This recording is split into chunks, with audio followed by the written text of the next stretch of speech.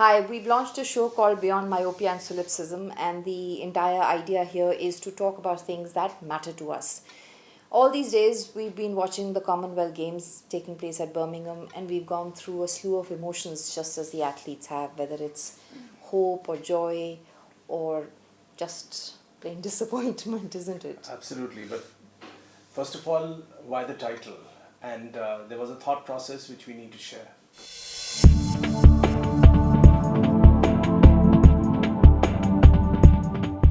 Yeah, the show is called Beyond Myopia and Solipsism. We're guys who've been part of the news world in this country for a very, very long time.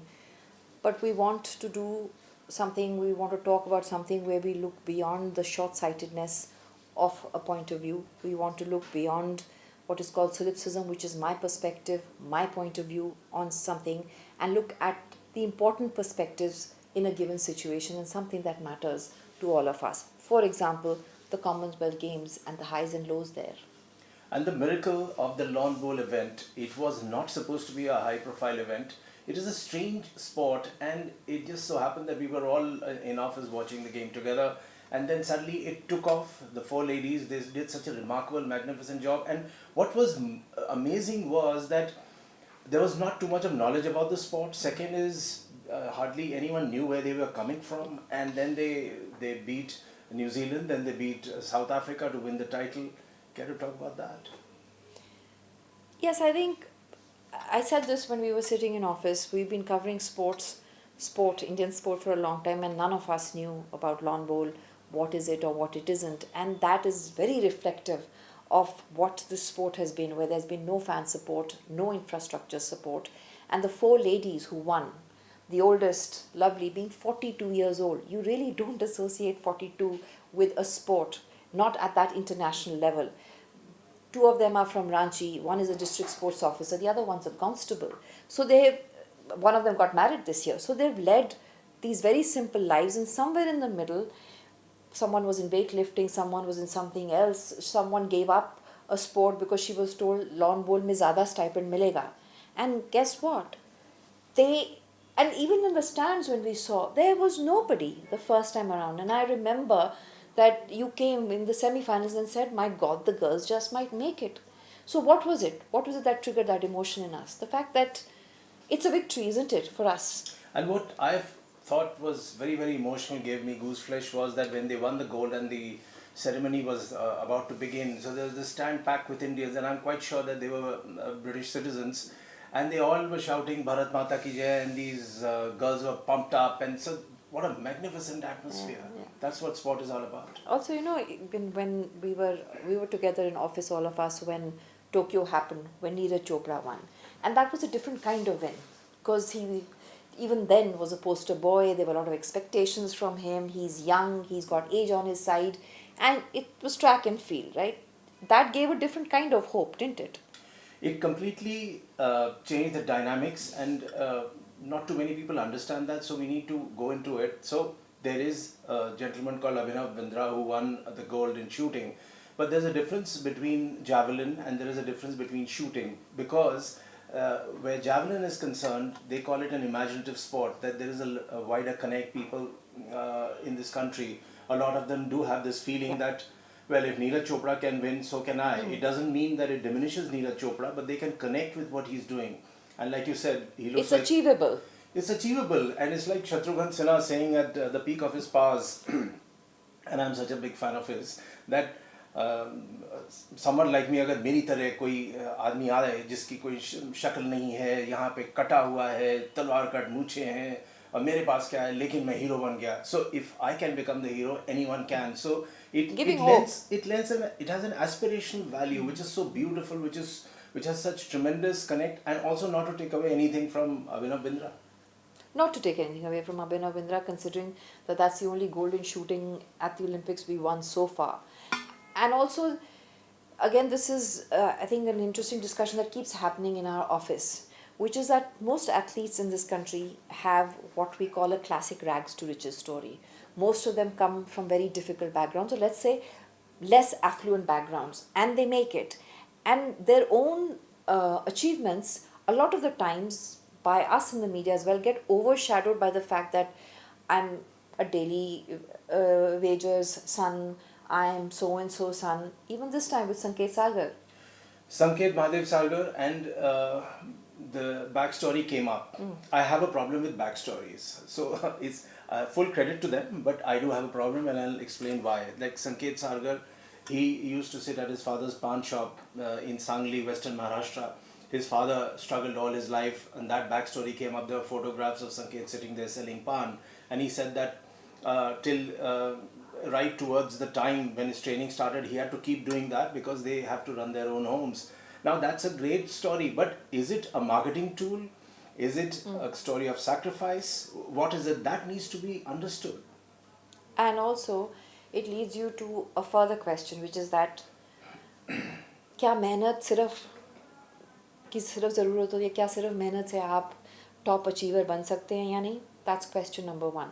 Two, just because I have really struggled, does it make it and if I've not struggled on the finances side, does my success, is it less sweeter? For example, Abhinav Bindra, like you were mentioning, that Abhinav Bindra does come from a fairly affluent background where he could afford to train, In fact, he very could afford to affluent shoot. background. Very affluent background, and shooting is an expensive sport. It's like Navjot Sidhu's another example. His father set up a whole training setup in his backyard with lights and everything else, and with a pitch, with he gave back to his son with everything possible to make him a successful cricketer. But let's not forget that if the most important thing I feel is talent. Now it does not matter whether the person is coming from a poor background or a rich background. The person needs to have talent. One, two, there has to be grit, there has to be determination, there has to be training, perseverance. All of these 4-5 things are so important. And probably individualistic. Yeah. Very much. Which is also another very interesting thing, since we cover sport professionally as well. This new athlete who's hungry for success, who will not compromise, who will not say अच्छा bronze मिल गया तो ठीक है, नौकरी मिल गई तो ठीक है, who's as hungry, as edgy as any international athlete. Take the example of reality shows on TV, the singing talent or the dancing talent. So there has been a lot of criticism even from someone like a Sonu Nigam who has stopped judging singing shows. Why? Because he says कि आपको गाना गाना आना चाहिए. अगर आपके गले में सुर नहीं है, आप कहाँ से आ रहे हैं, किसके बेटे हैं, किन हालात से आए हैं, it has nothing to do with the story. But the channels are more and more focused on the backstory.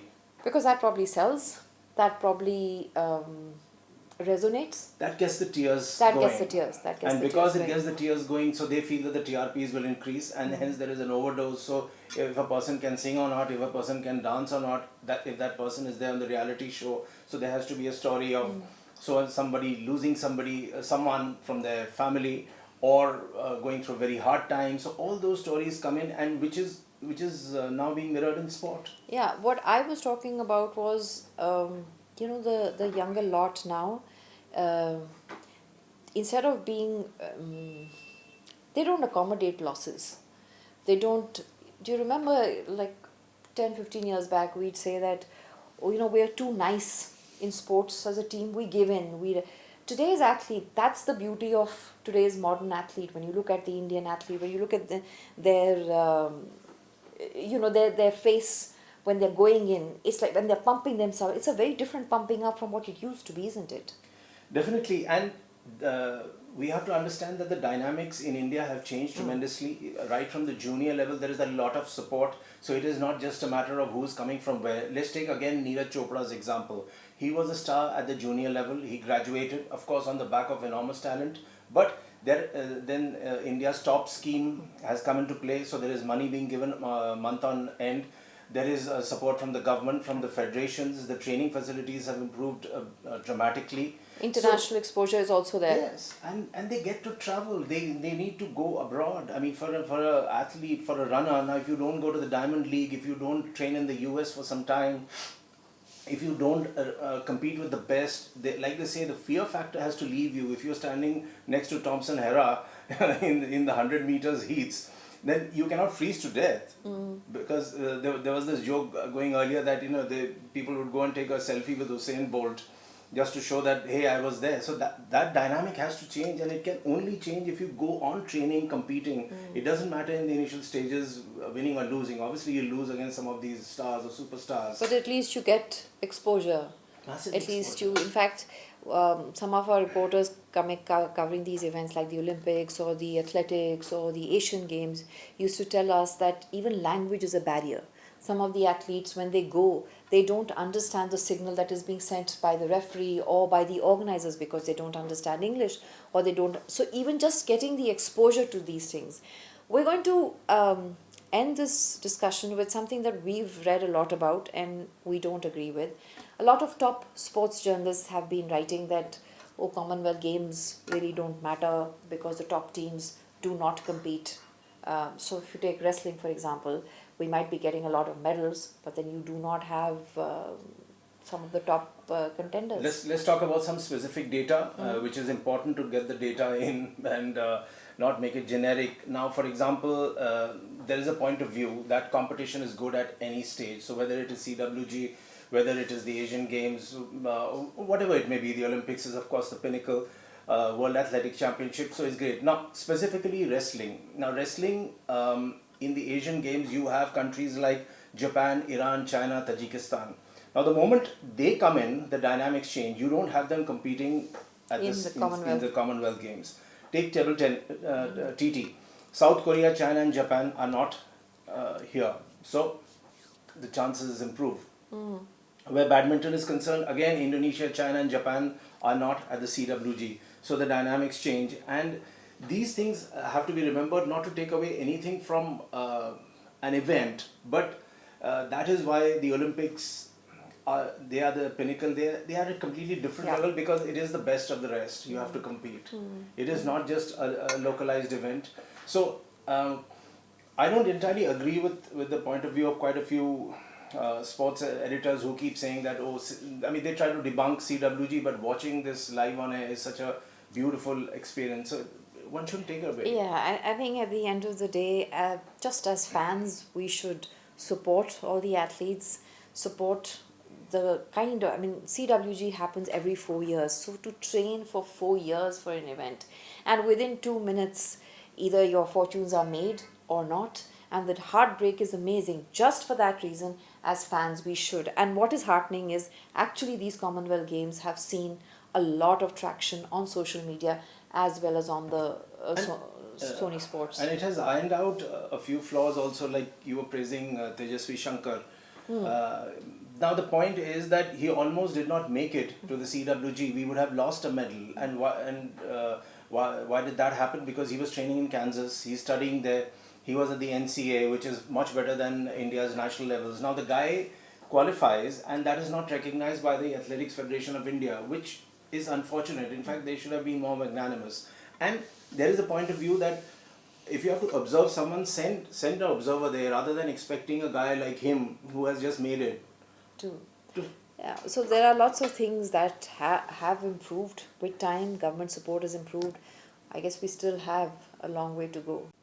We have a long way to go, but quite a few of these the gaps will be sort of ironed out. They will disappear over a period of time. But as India gets more and more and more competitive, and there's that feeling, like they say that earlier, not to take away anything, but earlier the feeling was that, okay, we are here in the Olympics or we are here in a big event, so we will try and do our best. Now that feeling is there that we are here to win gold. Yes, that's the big change in the mindset. And where it takes us from here, we'll have to see.